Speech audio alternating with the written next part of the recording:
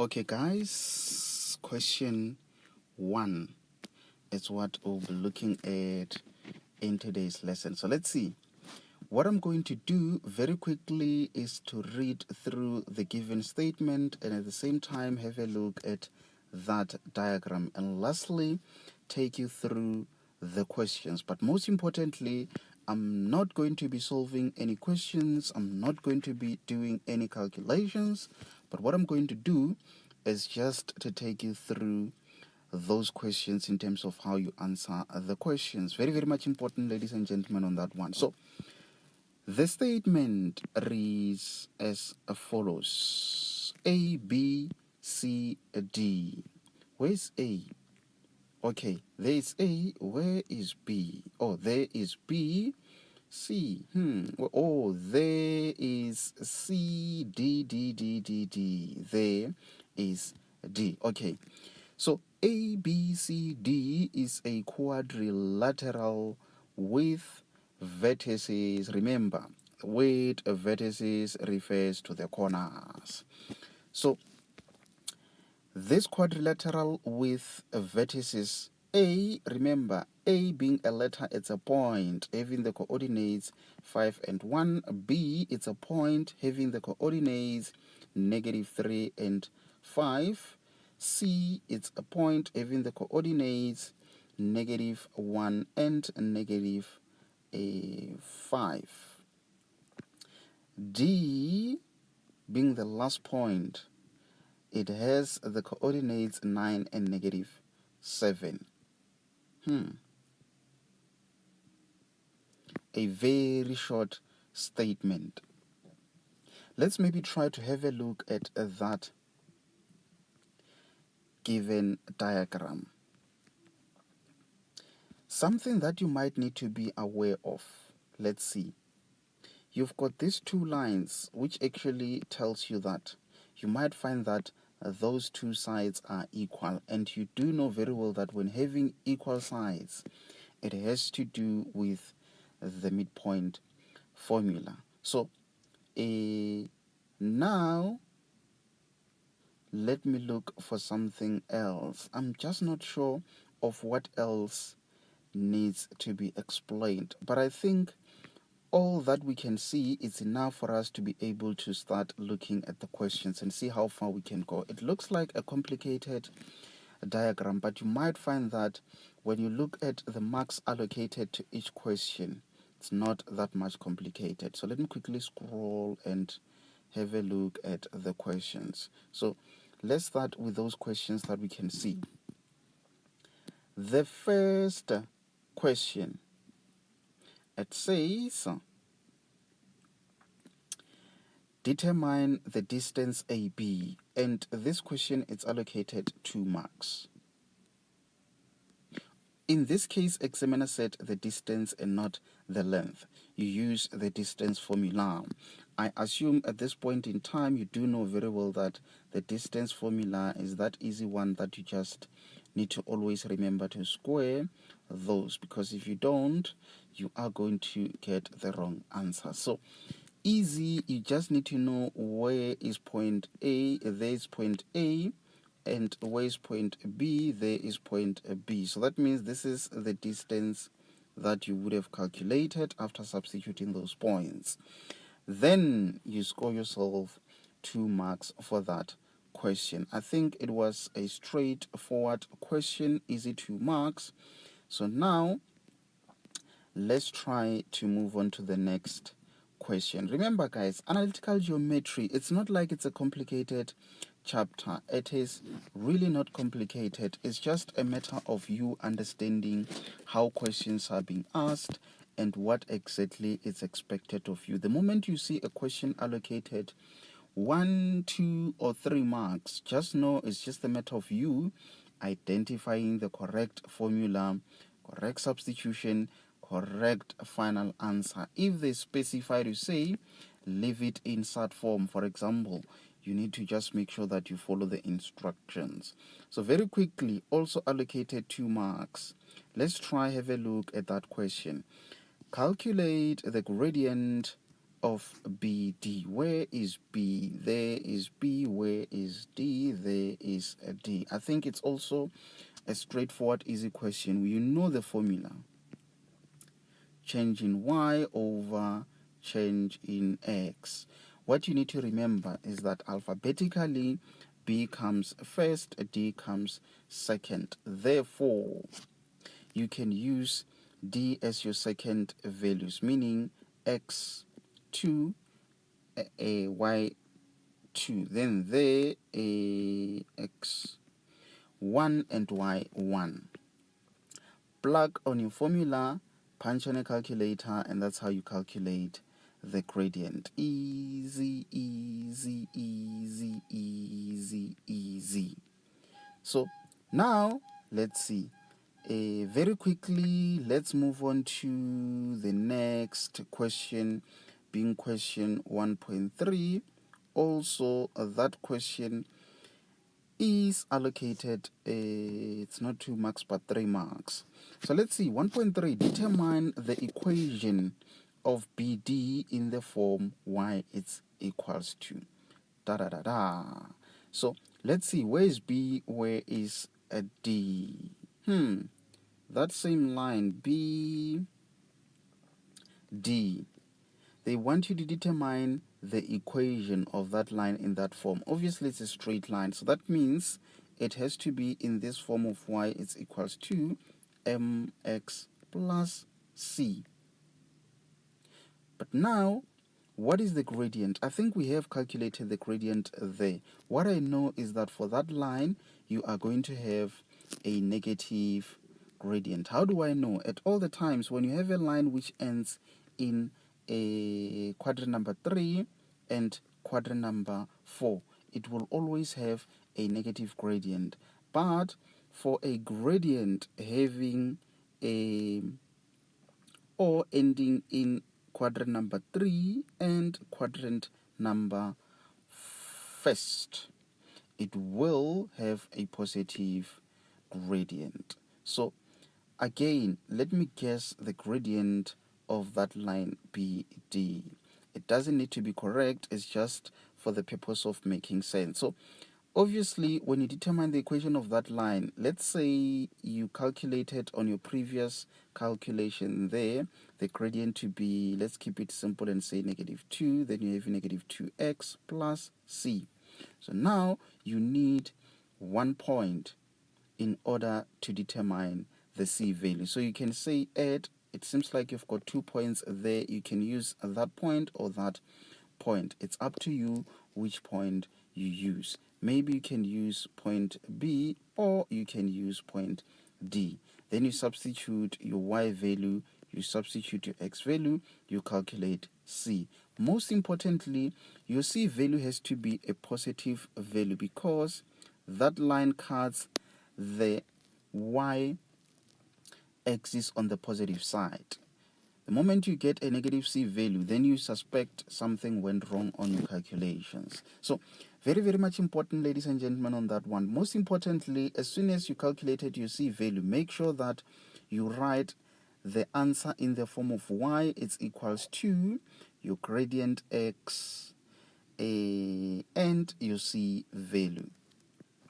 I might need to scroll down and then we look at the next question. So it seems like we still have some more questions there, but let me just do that. Let's see. 1.4, it says determine the coordinates of M, the midpoint of BD. BD again. So let's see.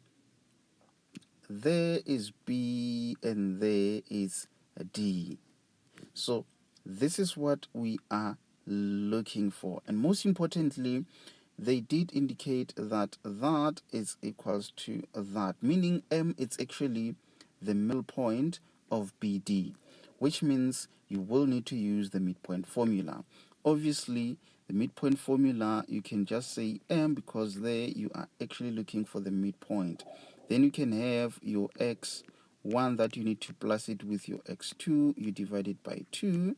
You do the same for the y values, y1, you plus it with y2 divided by 2. Obviously, x1, it could be the x value at B, and then the x value at D. You do the same there, the x value at B, the x value at D. That's how you calculate the coordinates of M being the midpoint of B at D. So I think that also, it was a straightforward question. So very quickly, let's move on to the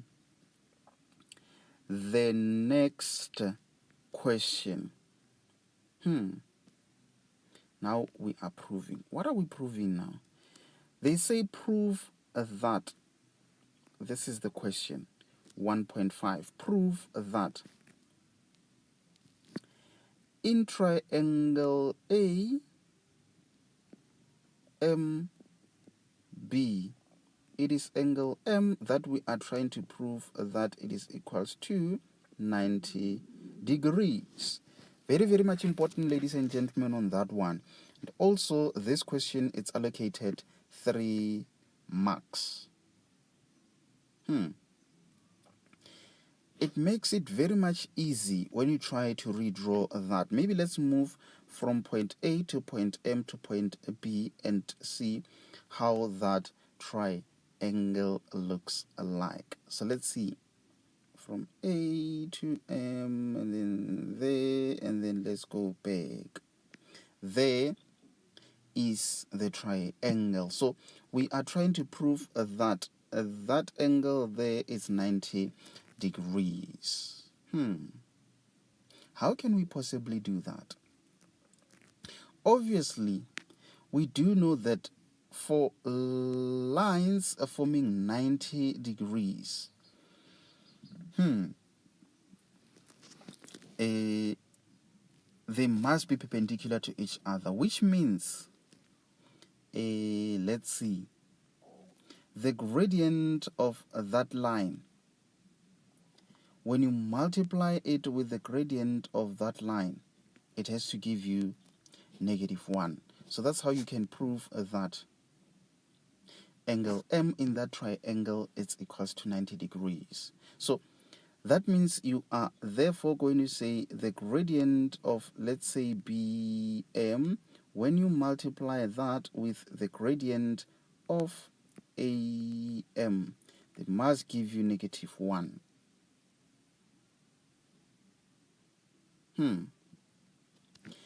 That means you do need the coordinates of M in order for you to perform that calculation. But if you remember, on the previous question, we did calculate the gradient of that line. Remember, the gradient of BM, it is the same as the gradient of BD. Because BM and MD are collinear. BM and MD are collinear, meaning it's just the same line being extended. So that means you won't need to worry that much to calculate the gradient of that line. You already know, you just need to calculate the gradient of that line. You obviously calculated that point M on the previous question. So you use those 2 points, M and A, to calculate the gradient, of which once you are done, you multiply them together. Therefore, it would mean AM is perpendicular to, let's see, AM perpendicular to BM. I think very quickly, let's jump on to the next question. Yes, I need to get something to eat, honorable members. Since I woke up, I've been preparing to work, but I think I'm almost done. Very quickly, let's move on to the last question. I will need to scroll. Yes, it is the last question, which says, find the coordinates of E. Where is E? There is E. Find the coordinates of E such that A, B, E, C is a parallelogram. 4 marks. Let's see. Let me do that. Sure. I'm just hoping that it's not a complicated question. Find the coordinates of E such that A, maybe let's try to redraw that to go from A to B to E to C, and then let's close it there. No, it doesn't take the correct shape. I'll need to remove it, and then I'll manually draw that. So from A straight, and then from B straight, and then from there to there straight, from there to there straight. Okay. Now let's see. If we are having a parallelogram, what we know is that the diagonal lines, so that means that to that, and then also from there to there, they have a common point. It doesn't seem to be complicated. I think we have done this from the previous question, where you need to use that point B and that point in order to calculate the midpoint, and that midpoint, it's a common point for A and E. So now let's see.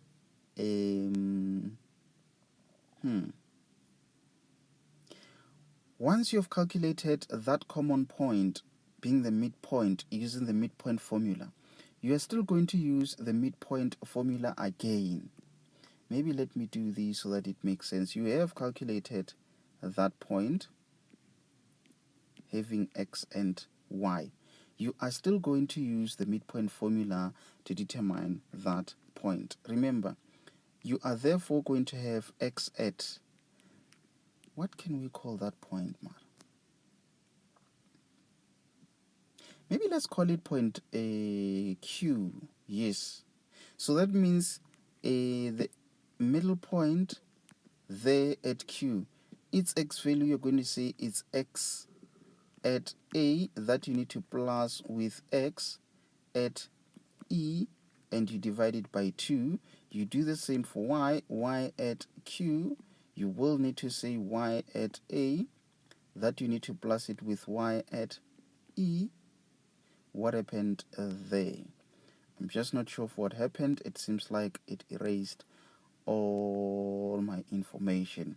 But I think you guys have got an idea of where I was going with that. Let me try check if I can quickly redo that. So that means this is what we had from there to there to there to there. Same thing again. We'll need to draw it manually. But I'm pretty much sure that you guys have got an idea of what I'm trying to achieve there. I need to scroll down a bit. So, okay. So, from A to B, there, and there. So, what I said was that and also that. It's got a common point being that one. And that point, we assumed it to be Q. So, for the Y value, you're going to say Y at a Q is equals to Y at A, that you plus it with Y at a E, and you need to divide that by 2. Let's see. Y at Q, you would have calculated it from those 2 points. Then you're going to substitute it there. You substitute Y at value there. Then you just cross multiply, and then you take this to the other side. That's how you calculate the Y value at E. You do the same for the X value, and that's how you score yourself full marks for that. question. It looked a bit complicated, but it seems to be an easy question. So guys, that brings us to the end of our lesson for today. I think I will need to get something to eat. Otherwise, I wish to actually complete all these questions. So I think I'll just have to jump on to the next question. I think I'll eat a bit later. So this is that time when I need to sign out and say, guys, I do thank you very much for joining. Okay, guys, question number 1 is what we will be looking at. So what I'm going to do very quickly is just to read through the given statement and at the same time look at that given diagram. And lastly, we're going to look at the questions. I'm not going to be answering the questions, but what I'm going to be doing is just to guide you in terms of how you answer the question. So the statement reads as follows. In the diagram below, P being a point having the coordinates 3 and 0, there is P. Q having the coordinates negative 3 and 2, there is Q. R, where is R? R is there. And S having the coordinates 2 and negative 3 are 4 points in the Cartesian plane. Makes sense.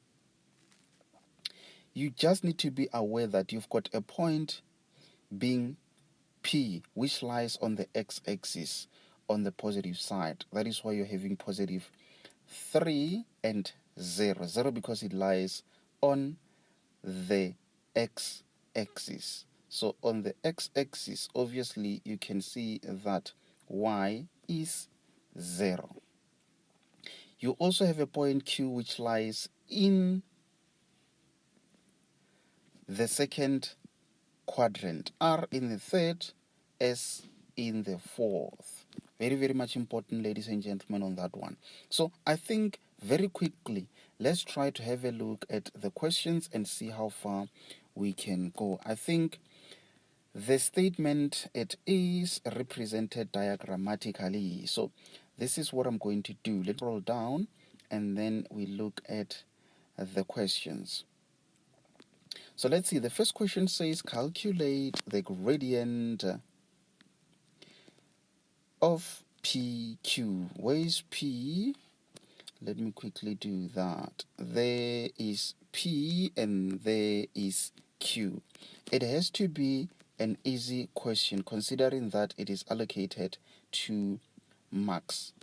You just need to pull out the gradient formula and you substitute. Remember, analytical geometry, it's a game of 2 things. We know that the gradient formula says change in y over change in x.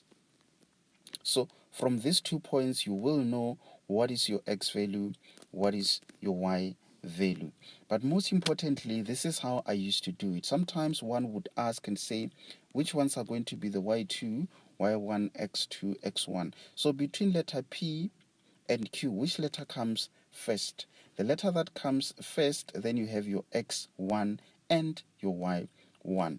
The letter that comes second is your x2, y2. So it's easier when you work it out that way because you remain consistent and you won't get confused when you continue with some other question. So that's how you work out that question. So let's quickly jump on to 1.2, which says determine the equation of line RS. Where is R? Where is S? There is R and there is S.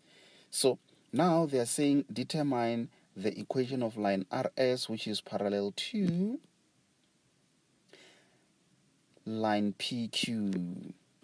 Very, very much important. Don't get confused. They are talking about a line of RS. So from R to S.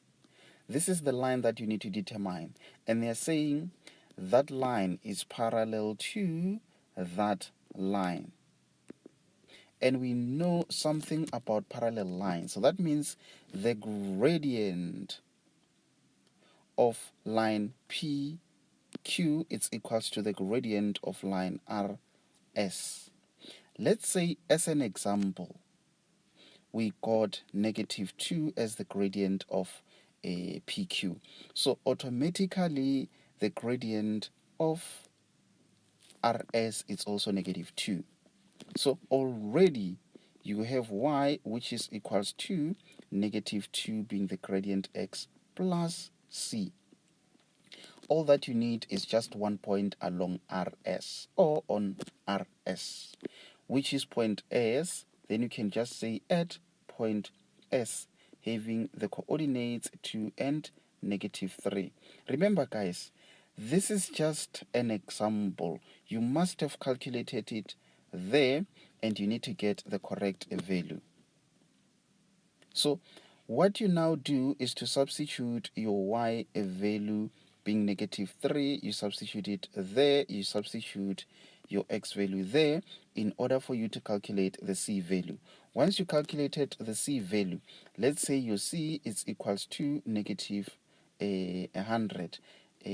Obviously it won't be a negative value because it cuts the y-axis on the positive side. Maybe let's be realistic and say +100, just as an example. So that means the equation of that line is going to be y, which is equals to -2x plus 100. That's how you score yourself full marks for that question. So I think I've given you enough information for you to work it out. So I'm just going to remove all of that, and then from there we jump on to the next question. So just make sure, honorable members, that you do those calculations and you know the exact values. In that way, you will be able to find sensible answers, which will enable you to continue and move on to the next question. So let's see.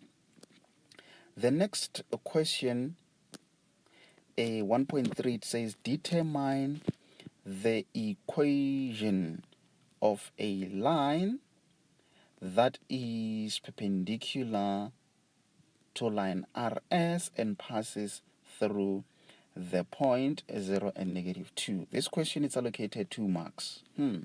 Might be a bit tricky, but most importantly, they are saying you need to determine the equation of a line.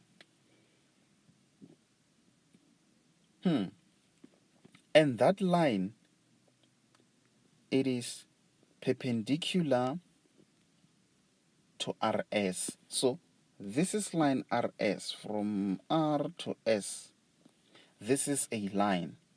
And now they're talking about a line which is perpendicular, obviously forming a 90 degrees. But most importantly, that line is passing through 0 and -2. So by estimation, I can say 0 and -2 at somewhere that point where x is 0 and y is on the negative side and it's -2.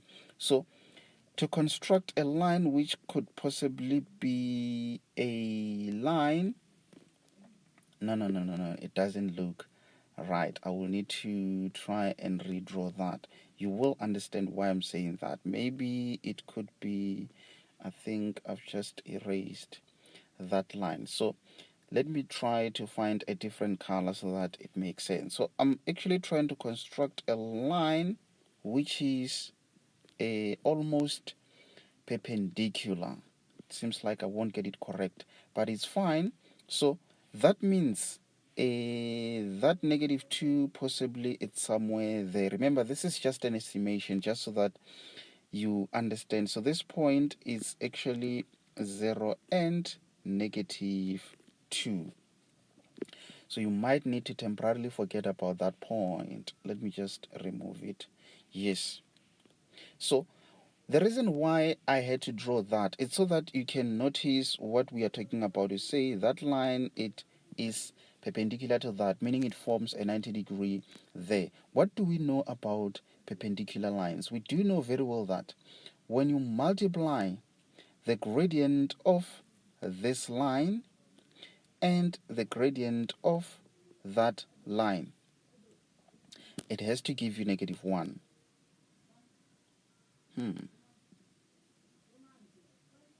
So that means if the gradient of line 1, when multiplied by the gradient of line 2, it gives -1. Do we know the gradient of RS? Yes, we do. If you remember, I estimated it to be -2. So let's maybe say it's -2. And then the gradient of the second line, it's unknown, but we can calculate it using this formula.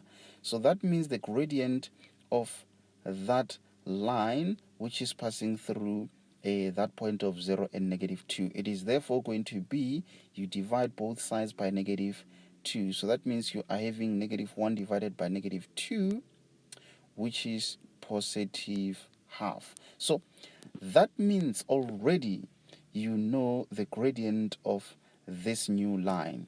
So this is how your equation looks like. So that means you're having positive a half x plus c. Now you need a point, which is that point that they gave you, because they knew you are going to need that point to calculate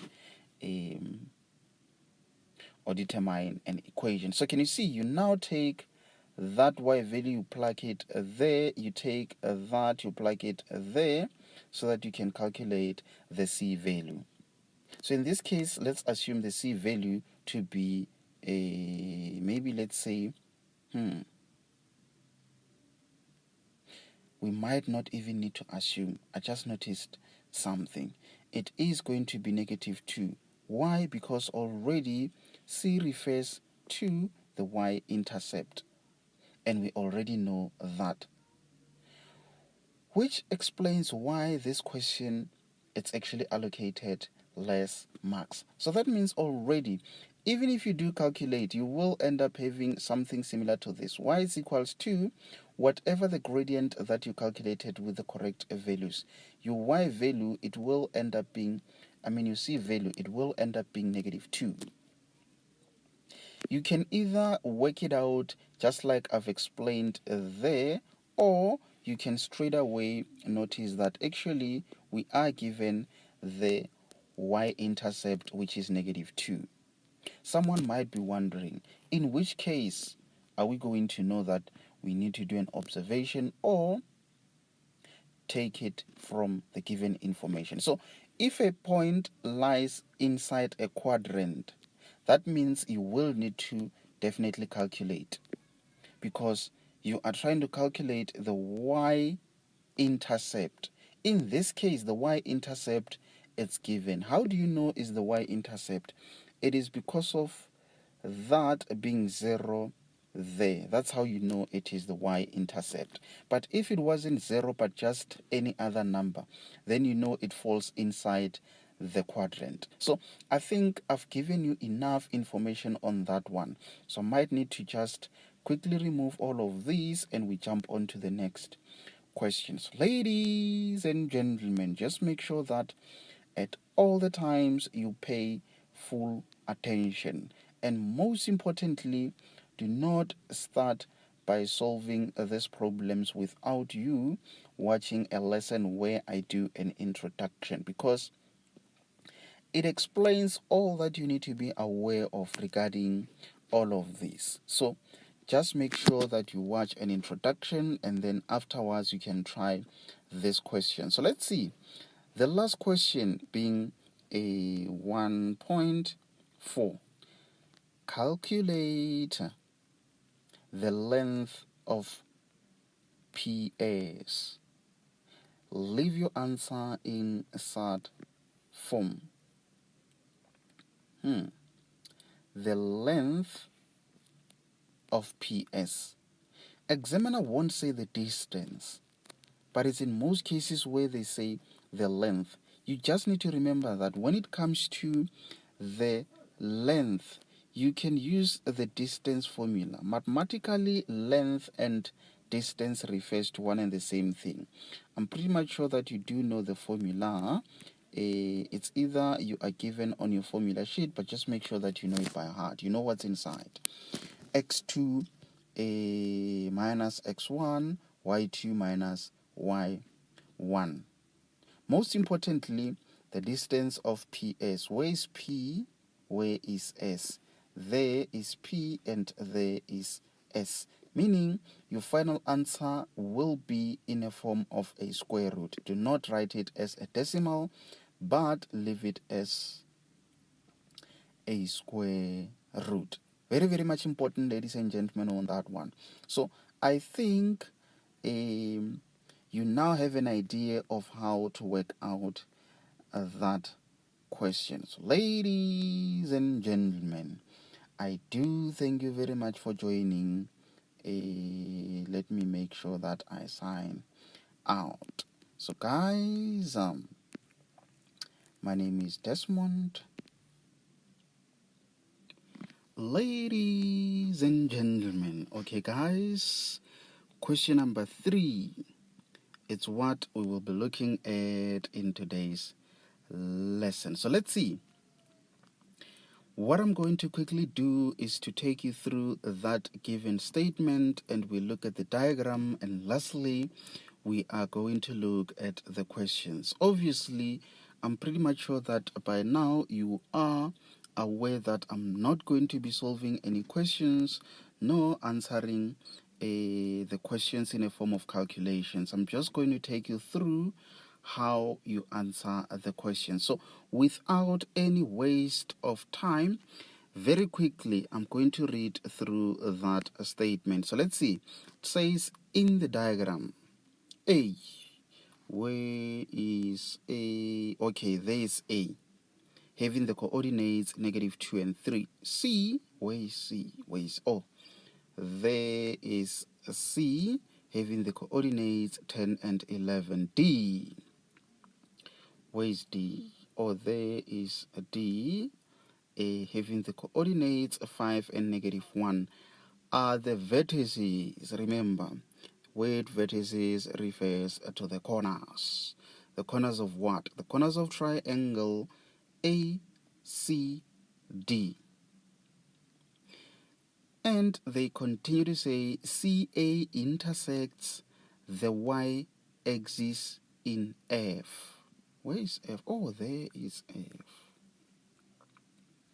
There we are having F. And CA produced cuts the x-axis in G. CA produced. So remember, they simply say that CA extended, it cuts the x-axis in G. The straight line DE, where is DE? There is D, there is E. Okay, what about it? The straight line DE is drawn parallel to CA. Where is C, where is A? Oh, so that line is actually parallel to DE. Okay, makes sense. Lastly, in triangle CFO, angle F, it is the one which is alpha.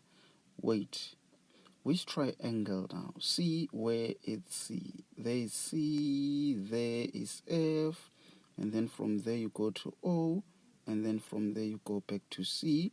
Okay, that is the triangle they are talking about, and this is that angle that they are referring to, which is alpha. Okay, makes sense. I think now let's try to answer the questions. So I'm just going to very quickly remove all of these. So it seems like from time to time we might need to scroll up to some of the information there. But what I notice is that that statement, it is fully represented diagrammatically there. So we might not need to refer to that statement, but just look at the diagram itself. So 3.1, calculate the gradient of the line AC. doesn't look complicated, and it's allocated 2 marks.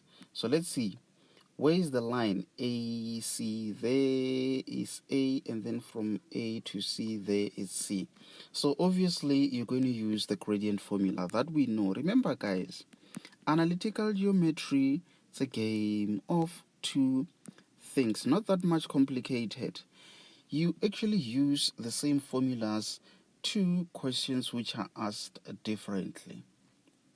Just be careful of that. It's not like at all the times you're going to be applying new information. That is why I always encourage you to firstly watch a lesson that I did where I did introduction. On that introduction, that's where I cover everything that you need to be aware of regarding analytical geometry. So whatever that I'll be saying here, it won't sound new to you because it is covered in the introduction.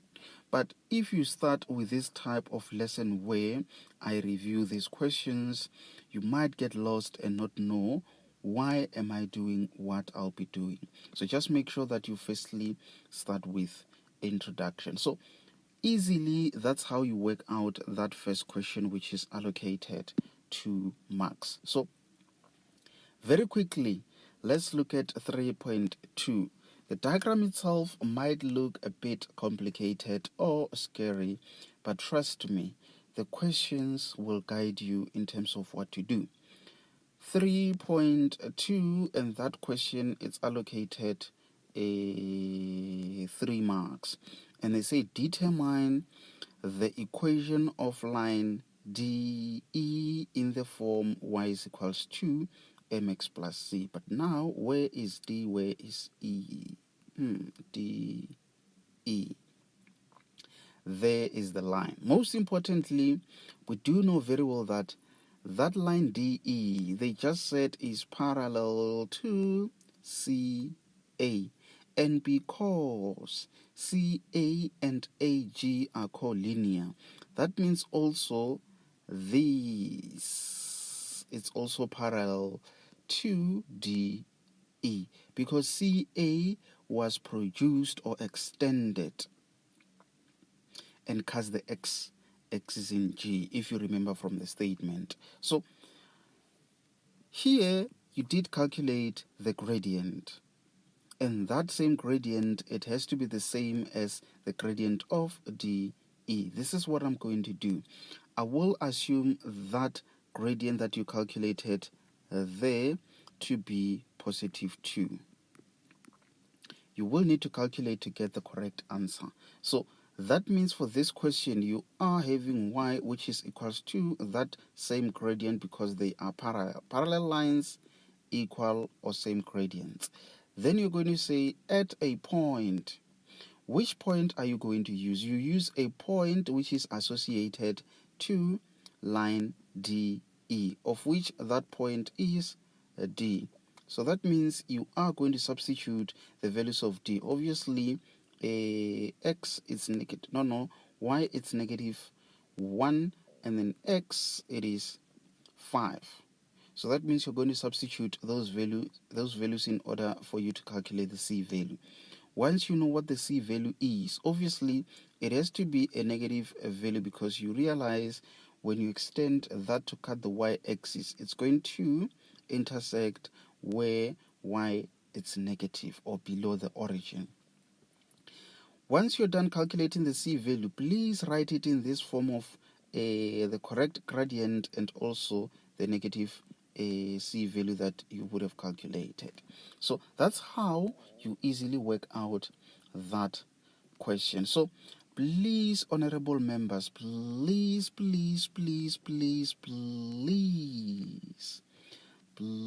make sure that you do not panic as soon as you see the diagram that you are dealing with. It is the questions that will guide you in terms of what you need to do. So very quickly, let's look at that next question, which is 3.3, also allocated 3 marks, which says calculate the size of alpha, which is the angle that they want you to calculate. Angle alpha. 3 marks. Can you see, it might not be easy to know what you need to know or to know what you need to do if you haven't watched an introduction.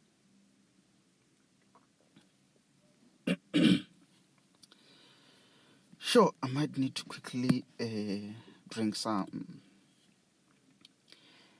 Yourself, take a deep breath and try to think about that.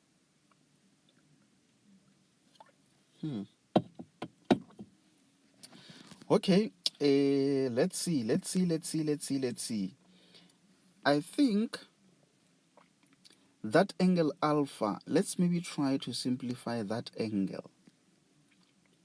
Obviously, you are having a 90-degree there, and then if you plus it with that smaller angle, it therefore in total becomes that angle alpha.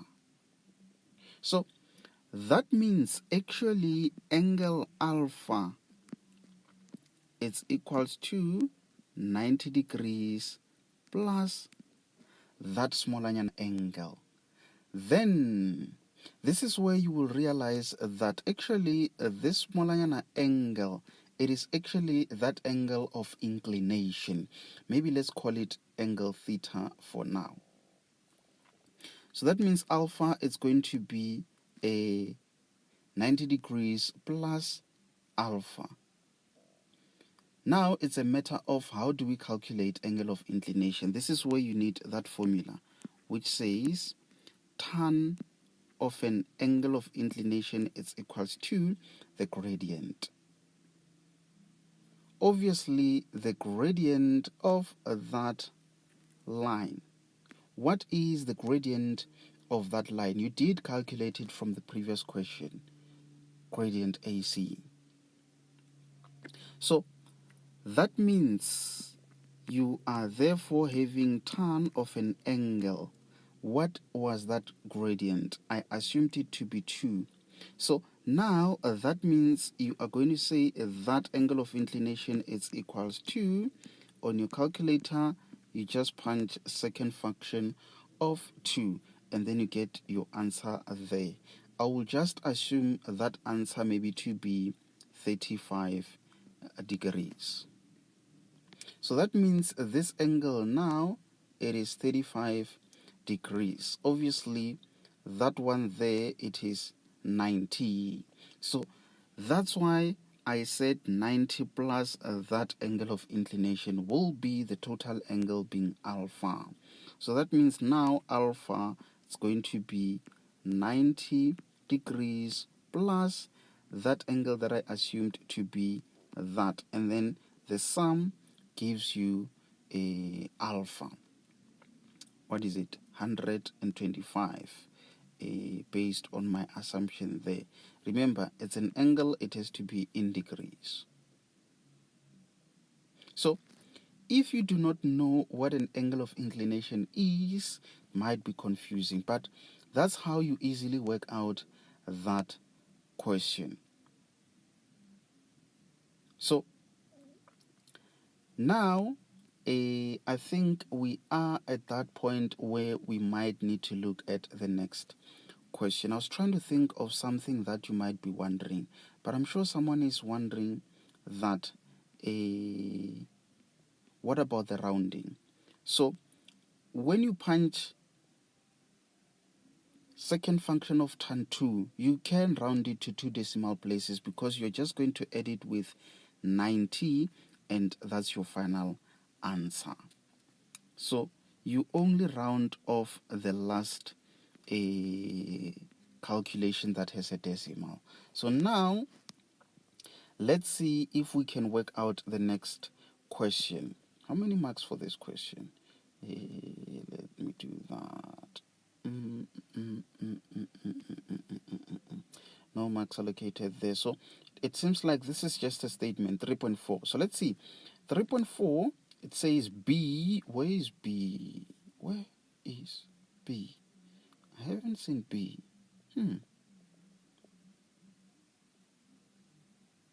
What's going on? You see, that mini pause it shouldn't confuse you, honorable members. They're just saying B is a point in the first quadrant, such that A, B, D, E, in that order, forms a rectangle. You know, a rectangle could be something of that shape, it could be something of that shape, or that shape. So in this case, what shape are we going to be having? So let's see. A, B, D, E. So possibly B in the first quadrant. For now, let me just assume it to be somewhere there. Why there? You will understand why. Because you need to say from A to that B that we suspect it to be there. When you connect from B to D, there. No, I think I might need to try and redo that. It has to make sense. You will understand why I need to get it correctly. Let me say from D, let me go there. No, again, it doesn't look right. Maybe let me do it this way. Let me do it that way. Almost, okay. Maybe let's continue. And then from there to E. And then also when you join that, it has to look like a rectangle, with that being assumed to be point B, most importantly in the first quadrant. Can you see? Just make sure that you read the statement and fully understand. So let's see. Now they are saying calculate giving reasons. There, let me scroll and see what are we dealing with there. 3.4.1, calculate given reasons. There, coordinates of M, the midpoint of BE. We do not have the coordinates of B, we do not have the coordinates of E. But what we know is that we do have a rectangle. And what we know about a rectangle is that we have diagonal lines which share a common point, being the middle point. It has to be a straight line, that one. Let me try to do it. No. Now I'm erasing. Let me do that. From B straight to A. Yes. Can you see the diagonal lines? That's what you need to do. You've got a common point there. So that means if you use AD to determine the midpoint, it is the midpoint of BE. So that means for this question, you are going to use the midpoint formula to calculate the midpoint using x at A, that you plus it with x at D, and you divide those by 2. Y at A, you plus it with y at D, and then you divide those by 2. The answer that you get, that's how you would have answered this question. So now they're saying calculate, giving reasons, the length of diagonal BE. Again, they are referring to that BE. Remember, as you calculate, you need to give the reasons. So now, obviously, examiner said the length, but at this point in time, we know that when it comes to the length, at all the times we use the distance formula that you need to always know by heart, and make sure that you don't forget that squared. So you still substitute the coordinates of A and D. This is where now you need to give a reason. The distance that you get when you do that calculation, it is the distance of BE based on the reason that you provide. And that is how, honorable members, you score yourself 3 marks for that question. In total, 14 marks for this question. So I think there, honorable members, I did make sense. So just try to work it out and see how far you can go with that one. So guys, I think it is that time where I need to sign out and say, ladies and gentlemen, I do thank you very much for joining. My name is Desmond. Okay guys, question number 3 is what we will be looking at in today's lesson. I'm just hoping that I won't spend much of our precious time on this question. But remember guys, most importantly, what I'm going to be doing is just to take you through the given statement, the given diagram, and lastly, we have a look at the question. So what I'm going to be doing is to guide you in terms of how you answer those questions. So question number 3 is what we will be looking at in today's lesson. So let's see. Let me just check if I can be able to write. Yes. So this is the statement that we are given, and I'm going to quickly read through that statement. So it says, in the diagram below, P being a point having the coordinates 7 and 4. Where is P? Okay, there is P. Q being a point having the coordinates 6 and 6. Where is, okay, there it's Q. R being a point having the coordinates 0 and 3. Where is R? Okay, there is R. And S being a point having the coordinates T and K. There is S.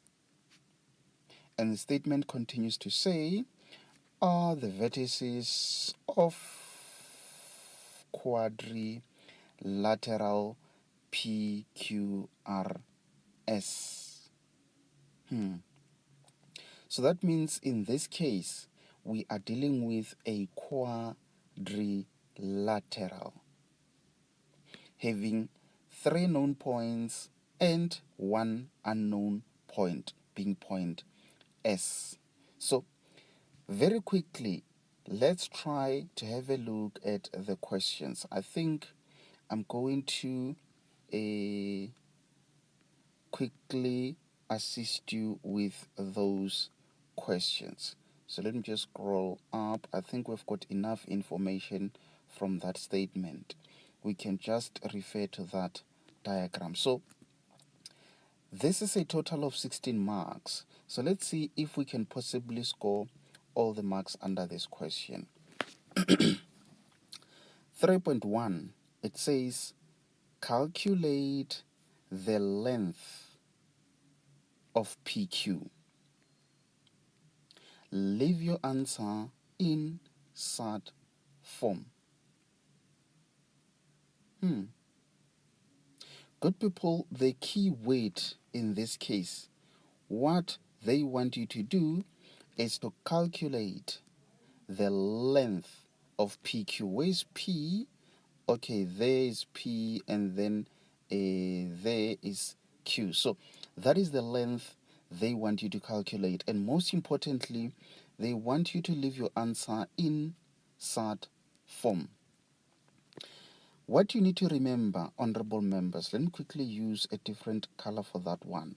What you need to remember is that when it comes to the length in mathematics, length or the distance, we use that formula that we know, which says a square root of, what is it?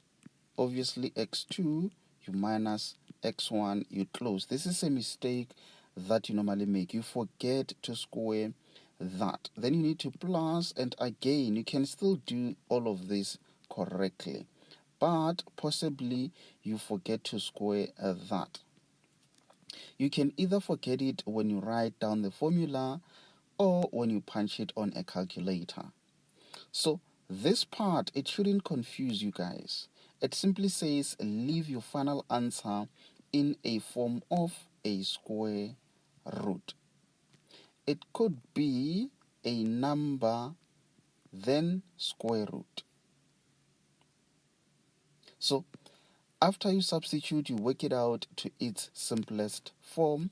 Do not write it as a decimal, but in a form of a sort. So that's how you answer that question, and you score yourself 2 marks. So I'll just remove all of that as we look on to the next question. So let's see. The next question says, if, this is the question that I'm looking at, if t, which is a point, it has this coordinates 7/2 and 7/2. If that point is the midpoint of QS, where is Q, where is S? Okay, now I see. There is Q and there is S. Determine the coordinates of S. Let's try to do something there. Maybe let me look for a different color. So what examiner is saying is that if t, can you see now a new point has been introduced. So you need to locate where that new point is, being t. So this is what guides you in terms of exactly where that point is. It is in the middle point of QS. Maybe let's try to construct a line from Q to S. So that means that point T, it's actually somewhere there. I'm just giving an estimate, because what I know is that that point has to be in the middle of QS. Because examiner mentioned the middle point, that means this is where you might need to use the midpoint formula. This is where most of you guys struggle. So let me quickly remove some of the information there, just to create myself a space to try work it out. Let's see. I think it's fine. So let's see. Obviously, the formula for the midpoint, it says when you calculate for the x value of the middle point, of which in this case we know the middle point is t. So let's say the x point at point t, it has to be equals to, you need to take the x value of the other point, which could be a q. You need to plus it with the x point at the other, the x value at the other point, which is s. Then you need to divide that by 2. And then you do the same for y. Maybe let me use this side. So you're going to say y, obviously at t, it has to be equals to, let's see, a y at q. There you say you started with q. So also here, let's follow the same. So it's going to be y at s, then you need to divide it by 2. So the most difficult part is where you now need to substitute. So this is how you substitute. You know that point T, it has the coordinates 7/2 and 7/2. And this is the middle point. So can you see? You have that known point. You also have that known point. this is the unknown point that you are looking for. And if you remember, I've always been saying analytical geometry, it's a game of two things, which means you need to know 2 points or 2 things in order to calculate the third unknown. This is how you substitute. What is the x value at the middle point? This is the x value that you substitute. That one there. What is the x value at q? This is the x value at q, being 6. So can you see? You are therefore going to cross multiply, and then you take this to the other side. That's how you calculate for that. You do the same here. What is the y value for the middle point? Obviously, the y value there, it is that one. And then now, what is the y value of the q? The y value of that point is obviously 6. Then for you to calculate the y value at s, you cross multiply and then you take this to the other side. So that's how you calculate y at s. So just be careful and make sure that you substitute correctly, and most importantly, you follow Mer's procedure to work it out. So I think let's quickly jump on to the next question, but you might need to remember the calculations that you are doing. So what I'm saying is, what we just calculated, we might need it in the upcoming questions. So let's not forget what we calculated. Maybe for now, let me try to construct that line again.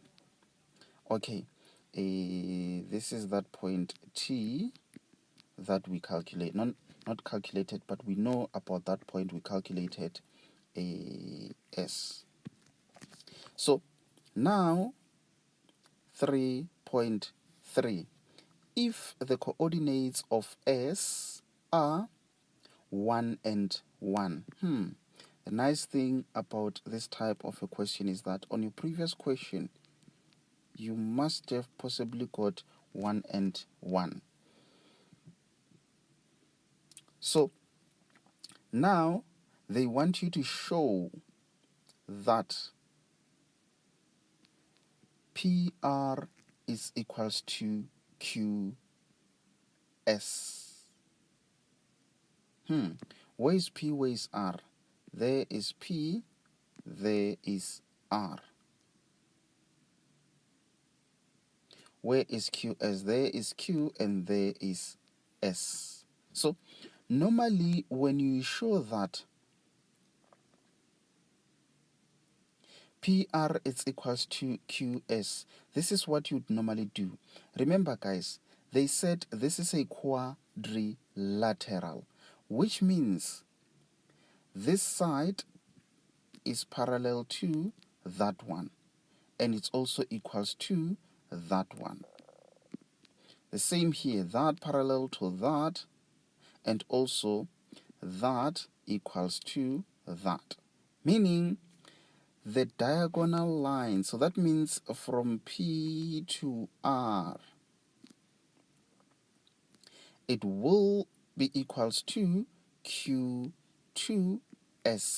And when you show that, you can use the distance formula to say the distance from PR, it's equals to the distance from QS. You use that same formula that I explained. So try to work it out and see if you are going to get the same answer as the distance for those. So I think that gives you an idea of how you work it out. So very quickly, let's look at 3.4. I notice I'm running out of time. I've actually spent 13 minutes on this question. I'm hoping to finish it in less than 15 minutes. So that means I'm actually left with almost 1 minute, but it's fine. Let's see how far we can go with that. 3.4 show that QR it's perpendicular to RS. Where is Q? Okay, there is Q. Where is R? There is R.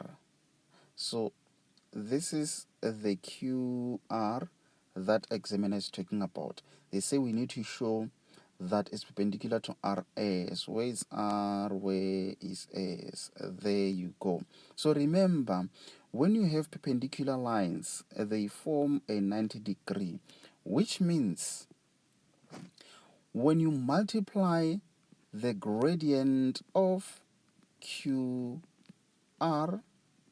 by the gradient of RS, they need to give you -1. So that means you need to calculate the gradient of that line and the gradient of that line, multiply them together, and if they give you -1, that's how you have shown that QR is perpendicular to RS. Very, very much important, ladies and gentlemen, on that one. So very quickly, let's move on to the next question. I think you now have an idea of how to work out that question. So let's see. A question 3.5. Hence, what type of special quadrilateral is PQRS? Motivate your answer.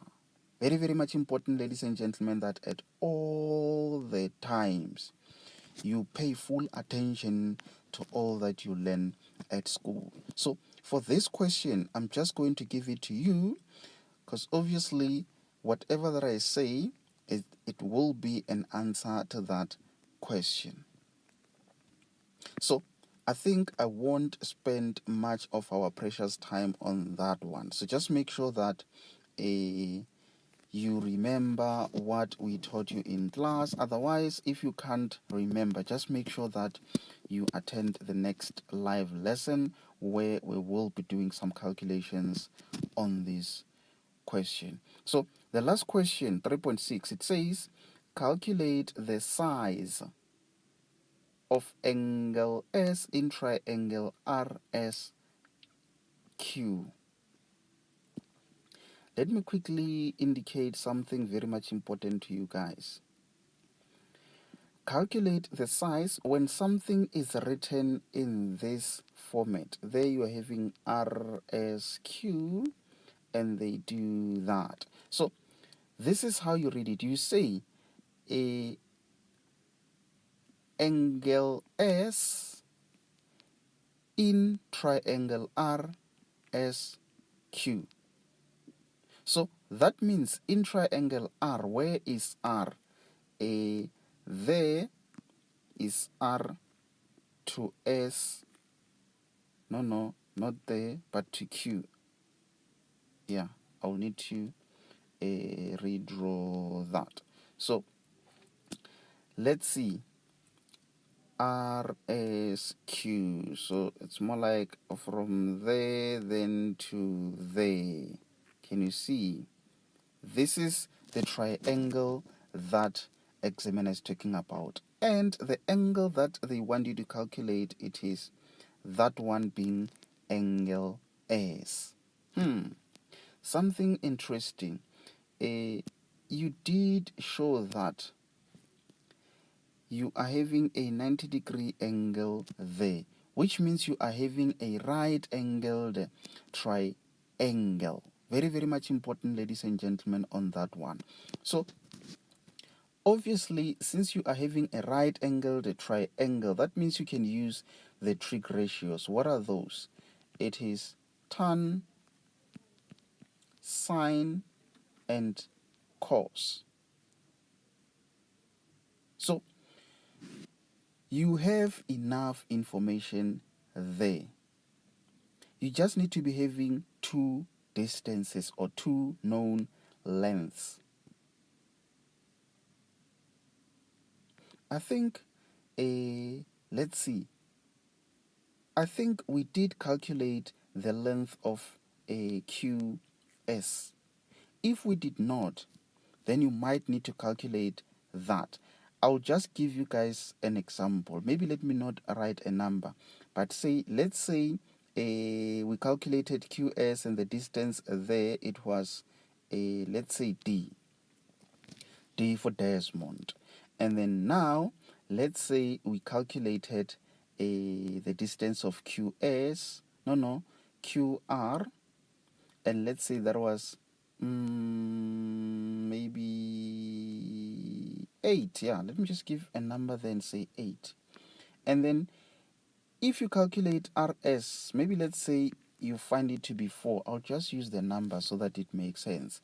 So that means now you're going to ask yourself this question to say, which trig ratio will be suitable for you to calculate that angle at S?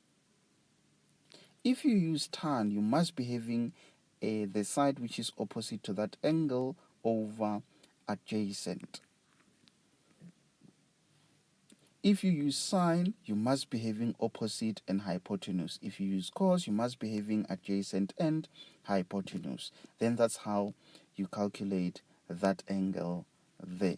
So guys, I think I've actually given you enough information to work out that. So for now, I will just leave it there and say good luck on that question. So ladies and gentlemen, as always, I do thank you very much for joining. My name is Desmond, and I'm out.